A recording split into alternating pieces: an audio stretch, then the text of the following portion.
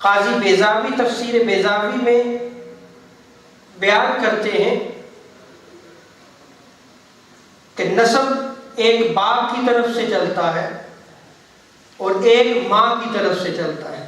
کوئی بھی شخص ہے اس کا نسب دو طریقوں سے چلے گا، ایک باپ کی طرف سے اور ایک ماں کی طرف سے. قاضی بیضاوی رحمۃ اللہ تعالیٰ نے فرماتے ہیں کہ جو نسب باپ کی طرف سے چلے وہ نسب کہلاتا ہے، اور جو ماں کی طرف سے چلے وہ سحر کہلاتا ہے. صاد ہا را.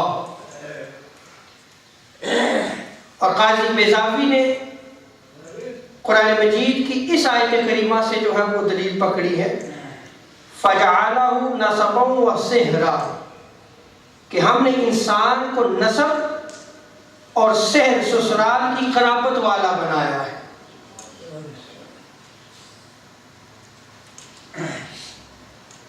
اور آقا علیہ الصلوۃ والسلام کے نسب و سحر کی طہارت اور پاکیزگی کا عالم یہ ہے کہ رب تعالیٰ نے اس کو قرآن مجید میں بیان فرمایا ہے.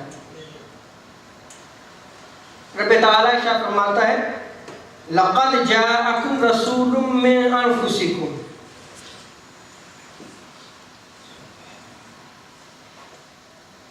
اس میں جو لفظ انفس یوز ہوا ہے یہ نفس کی جمع ہے. انفسکم، تمہارے ہی اندر تمہارا رسول تمہارے پاس جو ہے وہ تحقیق آ گیا.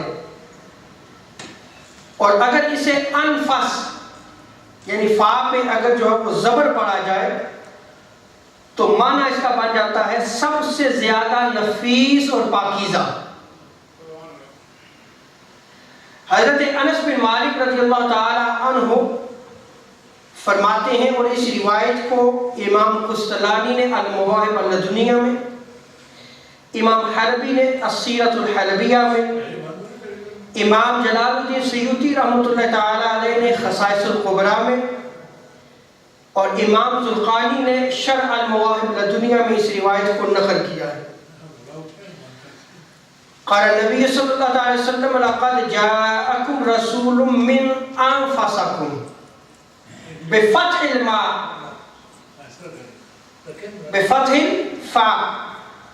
حضرت انس بن مالک رضی اللہ تعالی عنہ جو ہے وہ روایت کو نقل کرتے ہیں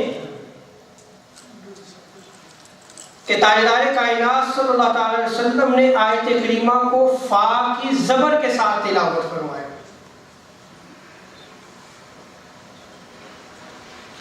اور پھر آقا علیہ الصلوۃ والسلام نے ارشاد فرمایا قال انا انفسکم نسبا وسحرا وحسبا، کہ میں تم سے نسب میں بھی افضل ہوں، صحت میں بھی افضل ہوں. یہ تاجدار کائنات صلی اللہ علیہ وسلم ارشاد فرماتے ہیں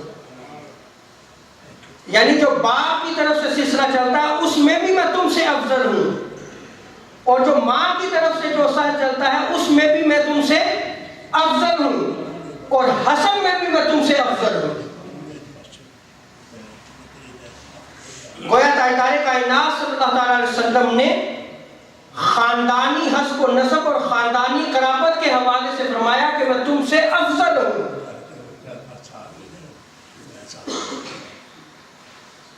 اور آگے آقا علیہ الصلوۃ والسلام نے ارشاد فرمایا کہ میرے آباء و اجداد میں حضرت آدم علیہ الصلوۃ والسلام سے آج تک کوئی بھی بد کردار پیدا نہیں ہوا اور کوئی بھی بدکار نہیں تھا، سب نکاح کرتے رہے. سو تاجدار کائنات صلی اللہ تعالی علیہ وسلم کو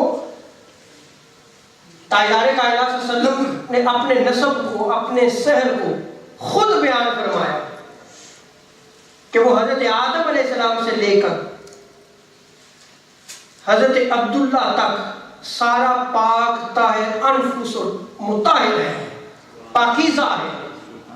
یہ خود تاجدار کائنات صلی اللہ تعالی علیہ وسلم نے بیان فرمایا.